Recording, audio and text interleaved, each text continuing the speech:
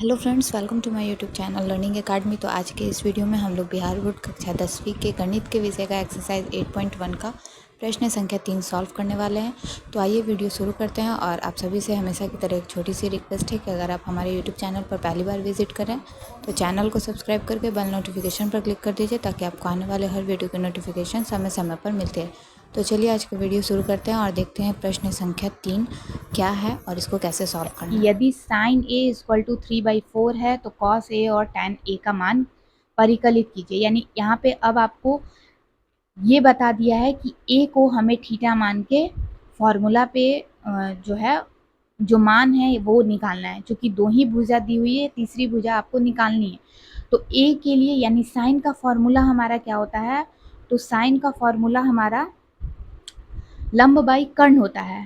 ठीक है, तो साइन ए में ये ए के लिए लंब हो गया, ठीक है, और 4 है हमारा कर्ण। तो ये तो हमें पता है कि 90 डिग्री के सामने की भुजा कर्ण होती है, तो आर तो यहाँ रहेगा और ए के लिए लंब ये हो जाएगा।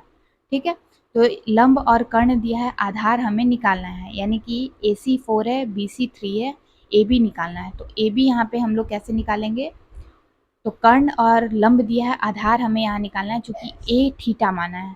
तो आधार का फॉर्मूला होता है, आधार का फॉर्मूला क्या होता है, कर्ण स्क्वायर माइनस लंब स्क्वायर। ठीक है, ये सारे फॉर्मूलाज मैंने अभी अभी आपसे कहा कि जब मैंने इस चैप्टर को पढ़ाना स्टार्ट किया था तो उस वीडियो में मैंने सारे फॉर्मूलाज जो इस एक्सरसाइज में लगने वाले हैं, जैसे ये भी एक पाइथागोरस प्रमेय है। ठीक है, पाइथागोरस प्रमेय से हम लोग ये फॉर्मूला जो है मान निकालते हैं।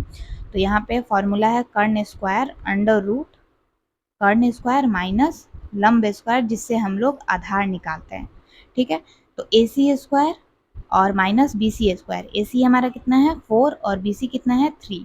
4 का स्क्वायर 16, 3 का स्क्वायर 9। 16 में से 9 घटाएंगे तो 7 आएगा। तो ये √7 ही रहेगा क्योंकि √7 का यहाँ पे वर्गमूल नहीं निकलेगा। ठीक है, तो ये हमारा √7 हो जाएगा और 7 है, अंडर √7 है, तो इसका वर्गमूल नहीं निकलेगा फ्रेंड।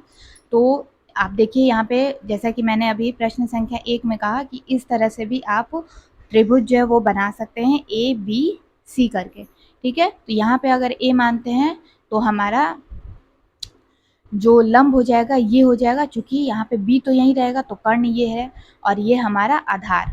ठीक है, चूंकि यहाँ पे थीटा हमने ए माना है। तो आप इस तरह यहाँ पे इस तरह से भी बना सकते हो और इस तरीके से, बट मुझे यही इजी लगता है तो इसलिए मैं यही आपको बता रही हूँ। ठीक है, चूँकि क्लास 10th है, बहुत लोगों को, बहुत सारे लोग जितने बच्चे हैं थोड़ा सा टेंस हो जाते हैं, इसमें उनको टेंशन हो जाता है कि कैसे हम जो है सारे चीज़ों को कवर करेंगे। बस आपको बिल्कुल डरने की ज़रूरत नहीं है, आप लोगों को बिल्कुल कॉन्सेंट्रेट करके हर चीज़ को देखना है, समझना है। कहीं कोई डाउट हो नीचे कमेंट बॉक्स में कमेंट करके पूछना है, आपके हर डाउट का जवाब जो है वो हम आपको देंगे, हर डाउट जो है वो क्लियर हो जाएगा। ठीक है, तो यहाँ पे हमारा जो है हमें क्या निकालना था, आधार। तो आधार निकल चुका है। अब हम लोग जो मान कहा है कॉस ए और टैन ए का, अब वो निकालते हैं। तो अब मैंने यहाँ पे सारे मान एक जगह इकट्ठे लिख लिए हैं। ए बी का मान आया √7, क्योंकि पेज जो है वो मैंने टर्न ओवर कर दिया है।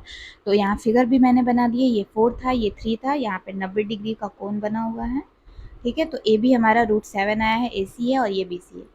ठीक है फ्रेंड्स, तो अब हम लोग यहाँ पे मान लिखते हैं। तो फॉर्मूला हमें पता है, कॉस ए का मान होता है आधार बाई कर्ण। तो ए के लिए लंब ये है, आधार ये है, कर्ण ये है। तो यहाँ पे गलत मान लिखा गया है, √7/4 होगा। ए के लिए लंब ये है, आधार ये है और कर्ण ये है, तो कर्ण तो 4 ही रहेगा, ये हमारा आधार होगा √7। ठीक है, तो ये हो गया पहला आंसर। दूसरा है tan ए।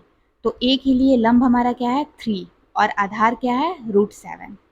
ठीक है, तो बन गया हमारा यहाँ पे प्रश्न संख्या 3 सॉल्व हो चुका है। आई होप आप लोगों को प्रश्न संख्या 3 समझने में कोई दिक्कत नहीं हुई होगी। तो फ्रेंड्स, वीडियो पसंद आया तो वीडियो को लाइक शेयर, चैनल को सब्सक्राइब करना बिल्कुल मत भूलिएगा। मिलती हूँ नेक्स्ट वीडियो में एक नए प्रश्न के साथ। तब तक के लिए take care, bye bye and thanks for watching.